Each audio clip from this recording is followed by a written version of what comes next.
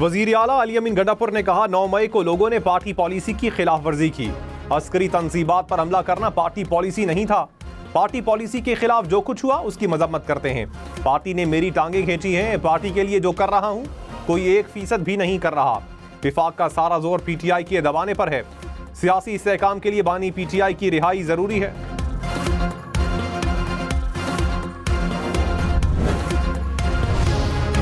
वजीर आजम के मुशीर राना सनाउल्लाह ने कहा तहरीक इंसाफ ने बानी पीटीआई के पैरोल की दरखास्त दी तो गौर करेंगे। दरखास्त दें तो वजीर आजम से बात करेंगे। ऐसे हो जाए तो मैं नहीं समझता कोई मुजायका होगा। बानी पीटीआई ने हमेशा जाती सियासत को कौमी मफाद पर तरजीह दी। बेगुनाह लोगों के खून की मजम्मत करने का मुकदमों से ताल्लुक नहीं। दहशतगर्दी का कोई उज़र नहीं दिया जा सकता।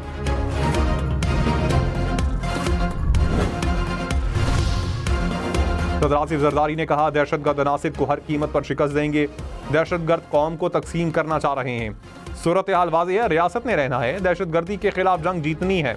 कोयटा में अमन अमान की सूरत हाल पर इजलास, बिलावल भुट्टो की भी शिरकत। वजीर आला सरफराज बुख्ती ने ब्रीफिंग दी। आसिफ जरदारी ने कहा बलोचिस्तान दिल के करीब है। सूबे की तरक्की और पायदार अमन चाहते हैं। इंसदादे दहशतगर्दी विंग को जदीद असलहा फराहम करेंगे।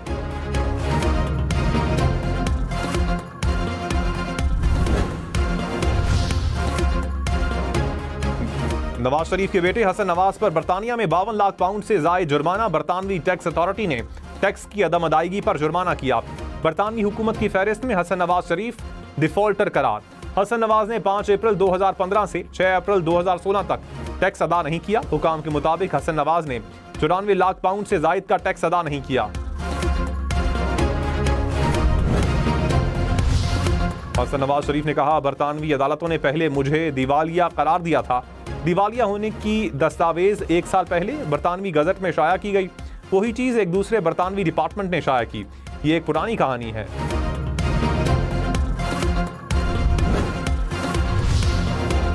इस्लामाबाद और रावलपिंडी में मूसलाधार बारिश, मौसम ठंडा ठार हो गया। मरी में भी बादल बरसे। काउटा में बारिश के साथ यालाबारी। लोहरदीन में भी बादल बरसे। महकमा मौसमियात की मजीद बारिश की पेशगोई।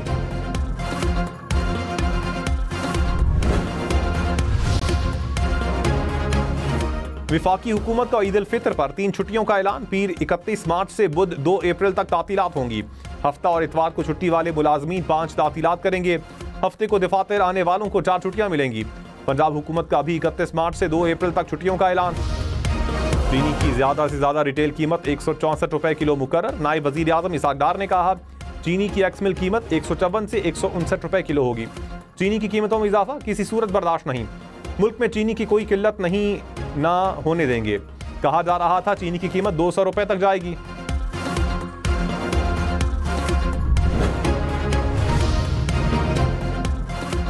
कराची में डाकू एक और जान ले गए। कोरंगी में डकैती मज़ाहमत पर फायरिंग से नौजवान जान बहक। पुलिस के मुताबिक मोटरसाइकिल सवार मुल्जिमान ने मेडिकल स्टोर लूटने की कोशिश की। स्टोर मालिक की मज़ाहमत पर मुल्जिमान ने फायरिंग कर दी। फायरिंग के बाद मुल्जिमान फरार। मुल्जिमान का शनाख्त छुपाने के लिए वारदात के दौरान मास्क का इस्तेमाल। मकतूल वालिदैन का इकलौता बेटा था। लाहौर में 82 लाख रुपए की डकैती का मुअम्मा हल। डिफेंस में 14 साल से काम करने वाली 2 घरेलू मुलाजमा वारदात की मास्टरमाइंड निकली। पुलिस के मुताबिक मुलाजमत करने वाली खवातीन ने डकैत गैंग बनाकर वारदात करवाई। मुल्जिमान गिरफ्तार। चोरीशुदा सोना और नकदी बरामद। न्यूयॉर्क में बस और वैन में तसादुम से 5 अफराद जाम बहक, 12 जख्मी हो गए। मकामी अस्पताल में इमरजेंसी नाफिज। वैन सरगोदा से फैसलाबाद जा रही थी।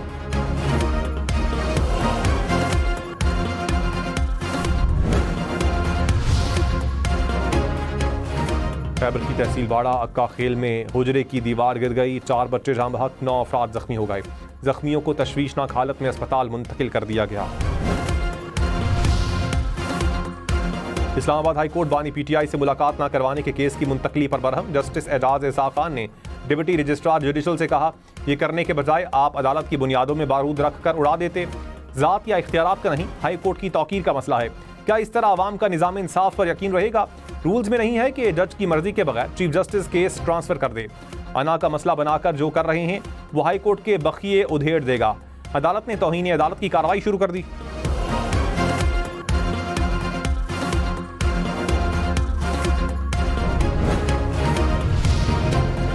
बानी पीटीआई की जेल मुलाकातों के तमाम मुकदमात पर आज समाअत होगी। कायम मकाम chief justice Islamabad high court की सरबराही में 3 रुकनी बेंच केस सुनेगा।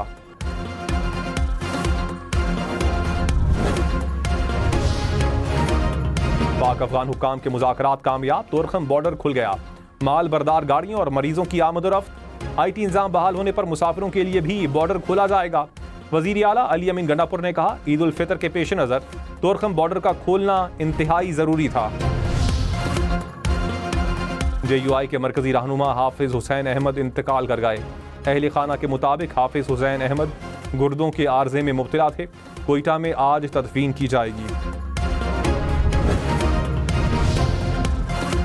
मरियम औरंगजेब का अली अमीन गंडापुर से मुस्ताफी होने का मुतालबा। कहा, अली अमीन से सूबा नहीं चलता तो इस्तीफा दें। PTI का कौमी सलामती इजलास में शिरकत ना करना अफसोसनाक है। PTI कैदी की तरफ देख रही थी कि वहां से हुक्म आएगा। तहरीक इंसाफ ने हमेशा अपने मफाद की सियासत की। इन्होंने मुल्क में आग लगाने के लिए इकट्ठे होना होता है। चेयरमैन PTI बैरिस्टर गौहर ने कहा, अली अमीन गंडापुर को कौमी सलामती इजलास में शिरकत की इजाजत दी थी। वजीर आला खैबर पख्तूनख्वा का मौकिफ पार्टी का मौकिफ था। बानी PTI से इंतहाई मुख्तसर मुलाकात करवाई गई। PTI का वाज़ेह मौकिफ है, दहशतगर्दी के खिलाफ सबको इकट्ठा होना चाहिए।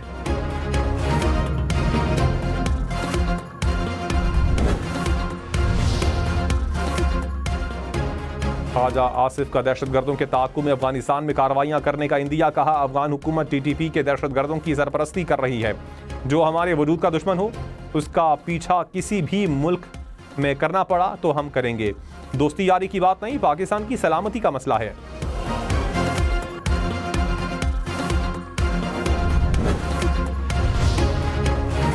इस्लामाबाद में अपोजिशन जमातों के रहनुमाओं का इजलास। मौलाना फजलुर रहमान, PTI, मुस्तफा नवाज खोखर समेत दीगर की शिरकत। अपोजिशन इत्तेहाद में जमातों की शमूलियत और इत्तेफाक राय पर मुशावरत। मौलाना फजलुर रहमान ने इत्तेफाक और आइन की हुक्मरानी को मसाइल का हल करार दिया। तोशाखाना का 1947 से अब तक का रिकॉर्ड तलब। पब्लिक अकाउंट्स कमेटी में रिकॉर्ड की अदम दस्तयाबी पर एतराज़ का जायजा। सेक्रेटरी काबीना ने कहा, जो तहाइफ आते हैं वैसे ही तोशाखाना में रख दिए जाते हैं। कैसे तस्दीक कर सकते हैं कि वो ओरिजिनल है या नहीं।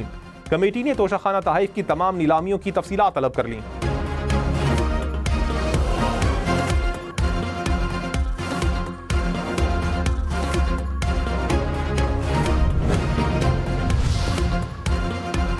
वज़ीर आज़म 4 रोज़ा दौरे पर सऊदी अरब पहुंच गए। गवर्नर जद्दा शहजादा सऊद बिन अब्दुल्ला ने इस्तकबाल किया।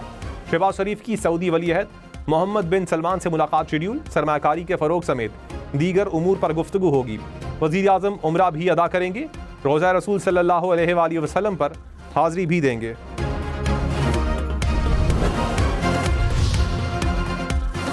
ईद पर 5 खुसूसी ट्रेनें चलेंगी। पाकिस्तान रेलवेज ने शेड्यूल जारी कर दिया। पहली ट्रेन 26 मार्च को कराची से लाहौर रवाना होगी। 26 मार्च को ही कोयटा से ट्रेन पेशावर जाएगी। 27 मार्च को कराची से सरगोदा और लाहौर से कराची ट्रेनें जाएंगी।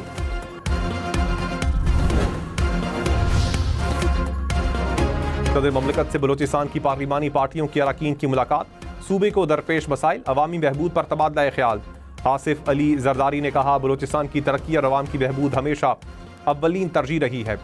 कौमी यकजहती से वतन को आगे लेकर जाना है। सबको उनका हक देना चाहते हैं, हुकूक छीनना नहीं चाहते। ईद के बाद बलोचिस्तान में कैंप लगाऊंगा, तफसील से हर किसी को सुनूंगा।